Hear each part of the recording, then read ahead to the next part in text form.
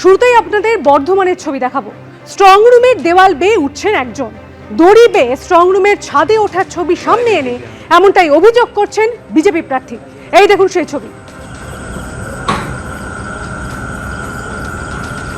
ভেতরে ঠকঠক করে আওয়াজ হচ্ছে, এবার কি ভাঙছে না ভাঙছে আমরা কি করে জানবো? আমাদের ভেতরে ঢুকতে দিচ্ছে না। ভেতরে সে 1 ঘন্টা ধরে আওয়াজ হয়ে যাচ্ছে, ঢক ঢক ঢক করে শোনা যাচ্ছে ভিডিওতে, ভালো করে শুনো। হ্যাঁ, এই ঝুলছে উপর থেকে, এখনো কাজ করছে, আওয়াজ পাওয়া যাচ্ছে।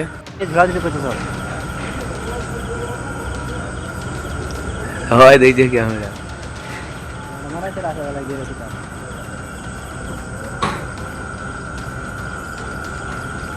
ভেতরে ঠকঠক করে আওয়াজ হচ্ছে, এবার কি ভাঙছে না ভাঙছে আমরা কি করে জানবো? আমাদের ভেতরে ঢুকতে দিচ্ছে না। ভেতরে সে 1 ঘন্টা ধরে আওয়াজ হয়ে যাচ্ছে, ঢক ঢক ঢক করে শোনা যাচ্ছে ভিডিওতে, ভালো করে শুনো।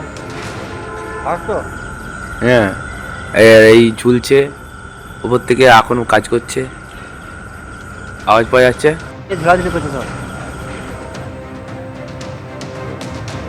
হয় দেখছে।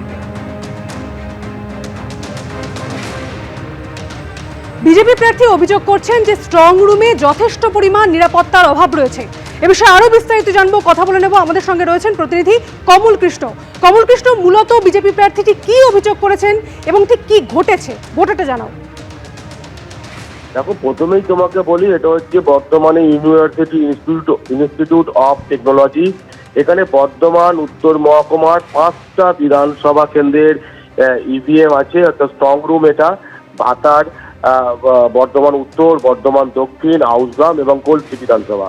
এবং গতকাল রাত্রিবেলাতে বর্ধমান উত্তরের বিজেপি প্রার্থী সঞ্জয় দাস, তিনি একটি ছবি আমাদেরকে দেখাচ্ছেন এবং সেই ছবিতে ভিডিও ছবিতে দেখা যাচ্ছে যে স্ট্রং রুমের দেয়াল বেয়ে একজন উঠছেন এবং একজন ছাদের মধ্যে দাঁড়িয়ে আছেন, এবং এইটাকে নিয়েই তিনি নিরাপত্তা নিয়ে প্রশ্ন তুলেছেন। এবং তিনি বলছেন যে এই বিষয়টা আমরা অলরেডি জেলা নির্বাচনী দপ্তরকে জানিয়েছি, এবং এই যে উঠছে তাহলে নিরাপত্তা কোথায়।